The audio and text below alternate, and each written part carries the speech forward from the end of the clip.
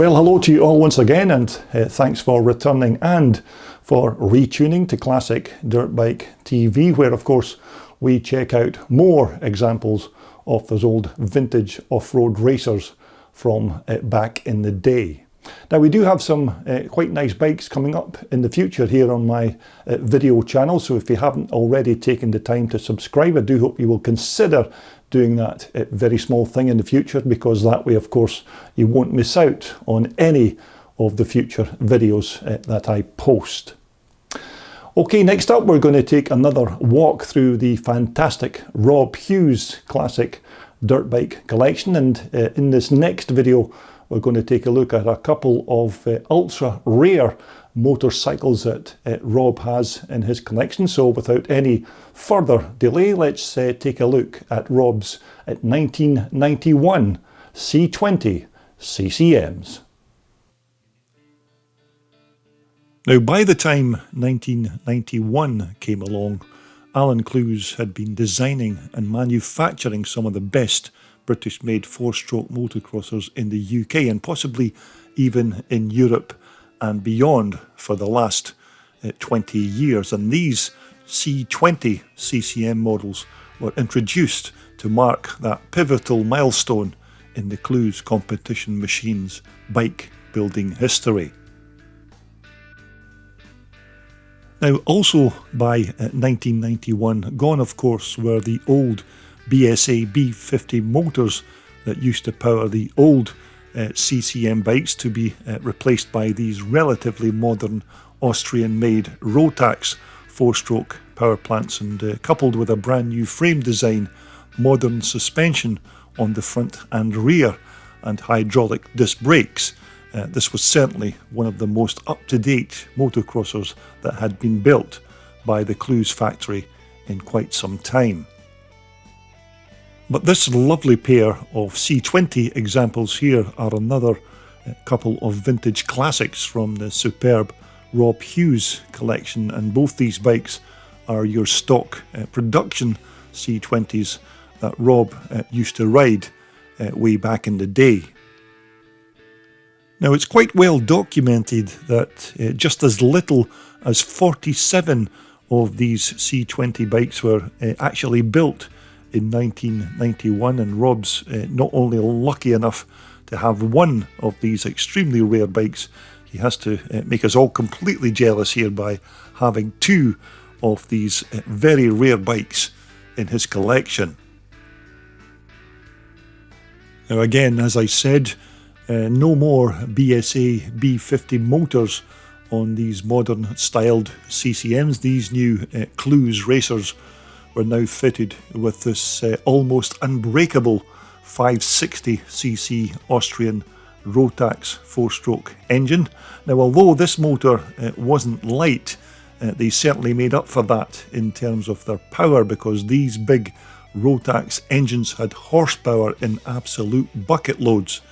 And not only that, they were very reliable, which is another reason that these Rotax power plants were used on a multitude of other different motorcycle manufacturers' bikes around the globe.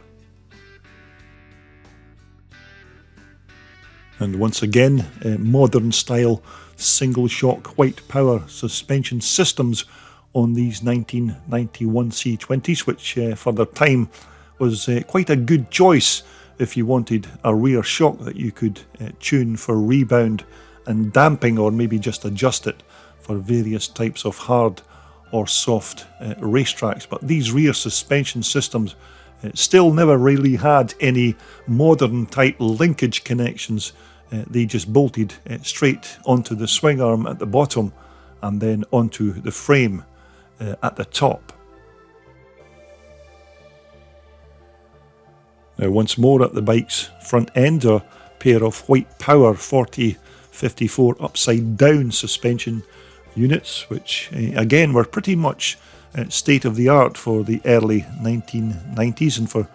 some other strange reason the 90s was also the period of using bright colours on motocross bikes, and not just on the bikes themselves, but of course on riders' race shirts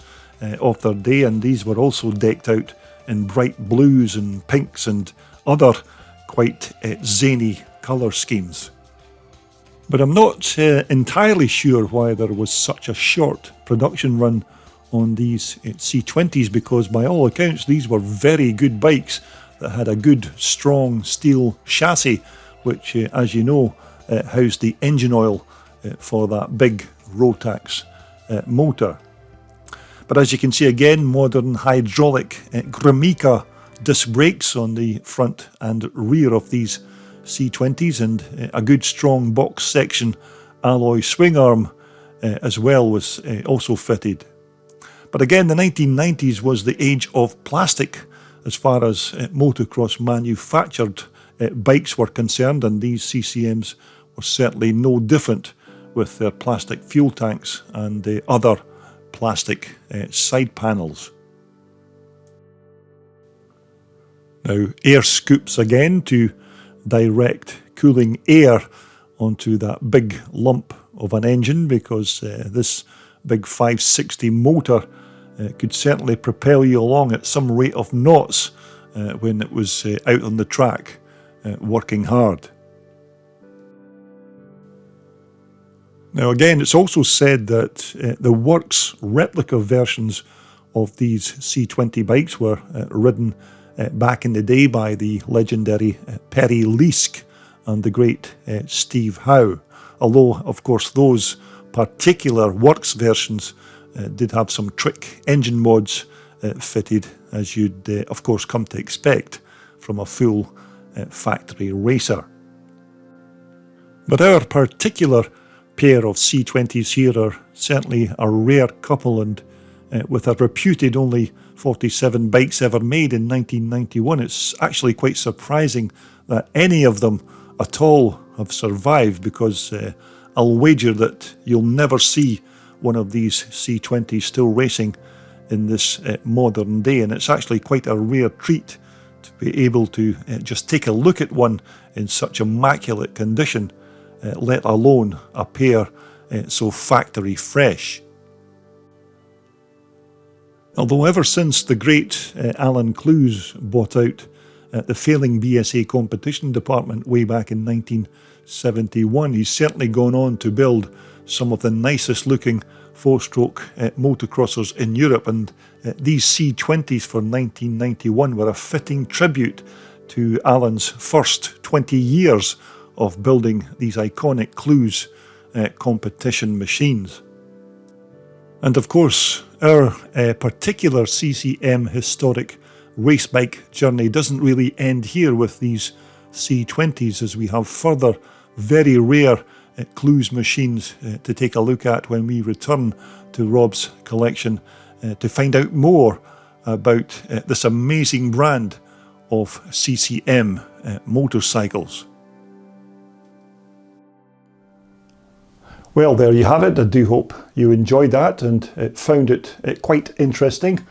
A couple of very rare classics there in the Rob Hughes vintage dirt bike collection, those lovely C20 CCMs, and of course we will have more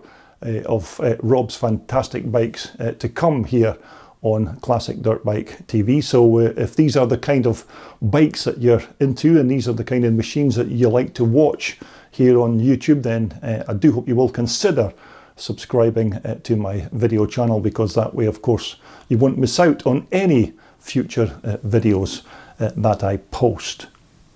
Okay, coming up next we're going to take a look at a bike that I filmed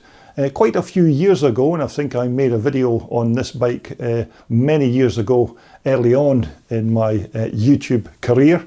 So we're going to take a look at this nice 1982 Can-Am Sonic 500. Now this is a bike of course that's also powered by that big four-stroke Rotax motor. So we'll take a look at this quite rare